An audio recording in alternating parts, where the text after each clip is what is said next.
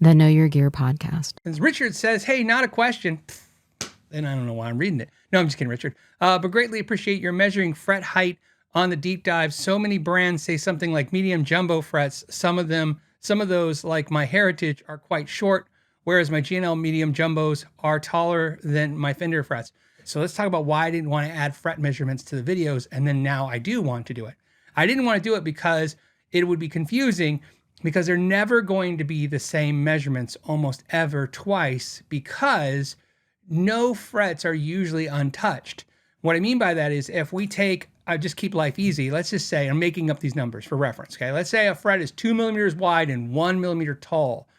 And that's the spec. Let's say that's a medium fret. That's just the spec. Okay.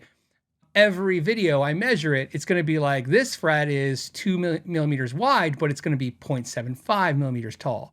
Right. And the next one's going to be, 0.50 millimeters tall. Well, what I mean by that is they're all going to start at the same place, but then when you level them, you're taking away material greatly, which is why I'm a big fan of jumbo tall frets, because if I don't want them, if I think if a fret's too tall for me, I'll just take it down, right? But if it's too low, I can't bring it up. I have to refret. I decided that would cause more questions than answers by giving you those numbers. But then, through that feedback, I thought about it going, I noticed something really strange, and it's funny that you mentioned your Heritage, and Heritage is actually who triggered this. When I said I have this beautiful Heritage behind me. When I got the first Heritage, I said the frets were too low, and a lot of people said, well, aren't they medium frets? Why are they too low? Well, that's because I believe the Plek machine and the tech who used the Plek machine just grinded down the frets so low that the neck, so it would be perfectly level and play great, that I just didn't feel like there was enough fret left. And that's sometimes a trick that manufacturers will do, and we all do it. I mean, techs do it. We all do it. Like if you came to me and you said you don't have a specific, like you're not really into fret wire, like it's like not important to you, it's just you just don't want any buzz or you don't want any dead notes, I would level your frets until they were level, even if that meant, I'm taking a pretty good life, a good amount of life out of those frets, lowering them down. Most players would play the guitar next and they wouldn't even care. Some would go, oh man, now it's too low. I feel like my finger's just rubbing on the fretboard. And so that's why I started giving you those numbers, because, let's see if some companies, actually get you closer to an untouched fret wire than others. The funny thing about this is you're gonna kill me. You're gonna hate me. I don't care. I don't know what to tell you guys. Like the facts are the facts. The information I present in the videos is the information I present in the videos. The PRS guys nail it.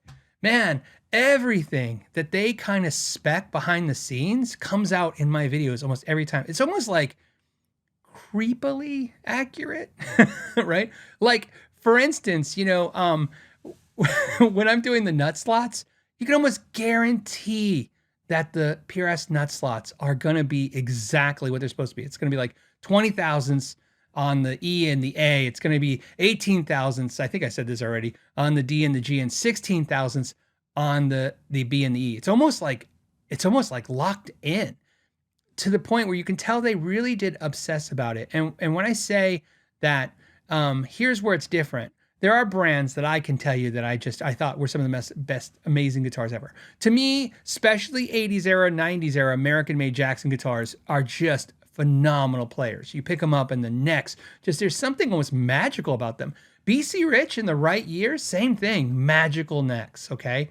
Ibanez, unless you don't like the thin necks, same thing, especially the Japanese era necks, especially late 80s, early 90s, mid 90s, man, even more so, just fantastic fretwork, fit and finish work, and of course, still to this day with the Prestige stuff. However, where it gets really weird with the brands is there's almost like if I said, oh yeah, Ibanez does good work and Jackson does good work, and Music Man does great work. Music Man, will keep them aside for a second. Please give me that for a second. I can't say from top bottom it's like that, right? So if I was to tell you that I think that if you gave me 10 Prestige Ibanez guitars, Prestige the brand, not Prestige like in Prestige condition, Prestige the model. If you gave me 10, I would say, let's just say to be safe, 80%. 8 out of that 10, gonna be perfect. Especially if I have to adjust a few things, it's gonna be perfect. I really feel confident about that. Premium brand, which is the Indonesian line of Ibanez's, you gave me 10, 7. 7 out of 10. Maybe 6, but 7 out of 10. I feel like, remember, I'm betting money here on this, all right? I'm saying, that's what I feel like. If you presented that to me as a challenge and I had to throw, $1,000 down and go, okay, here's what's going to happen. Then when we get to the subsect, in other words, a lower tier price of Ibanez, I would then say, oh, now it's going to be like 50%, right? Maybe 60%, being nice, which is pretty good. That's pretty good, right? PRS, though, I don't think that's the case. I would say USA core PRS guitars, well, if we're talking about fretwork being perfect, 9 out of 10, okay? And I feel pretty confident out of that. In fact, if you gave me 20, I would probably still not even say 9 out of 10 out of 20. I would say, instead of saying 18 out of 20, say 19 out of the 20. See what I'm saying?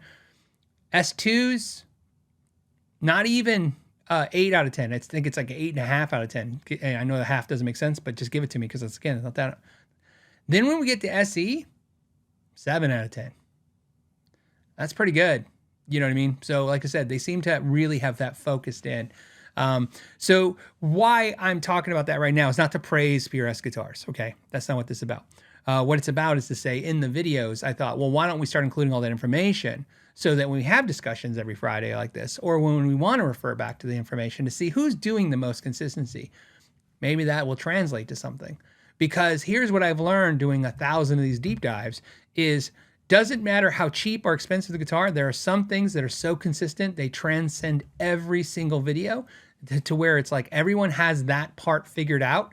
And then there are things that you can tell, like I almost like now I can predict it, like, like Johnny Carson, like put up my thing, what is fret sprout? What is, right? Like you just know what you're going to come across. And who has more problems with it. In high-end guitars, expensive guitars, if I was going to say who's got fret sprout issues, get this. I would say best. In other words, if you want to guarantee almost no fret sprout on a guitar.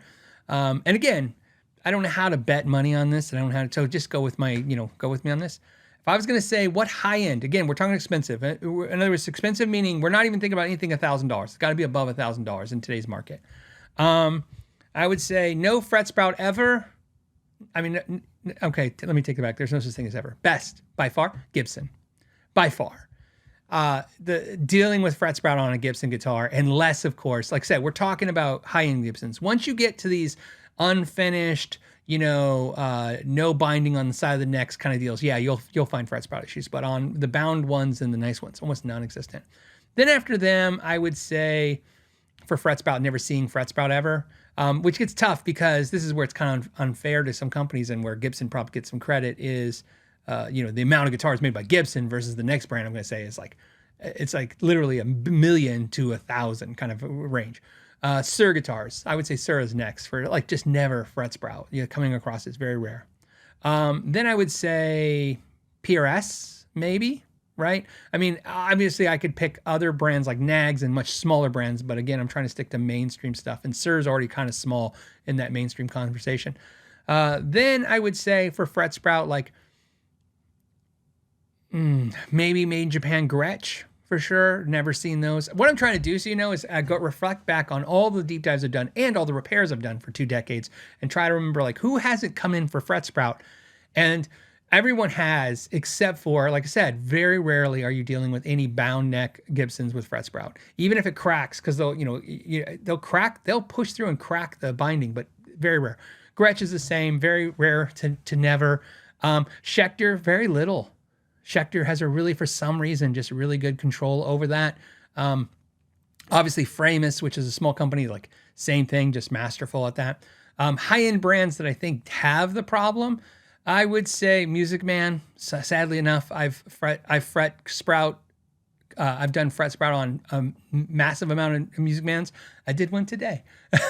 So anyways, then I would say Kiesel and Carvin, right? Same thing. You see those fret sprout from time to time for sure. Then you'd see Fender, of course, but by the volume, but much more USA and made in Mexico. But mostly because of the volume. So if you like this clip and you'd like to watch another one, you can click right here. And if you want to see the entire episode of the podcast, you can click right there. As always, thank you for your time and know your gear.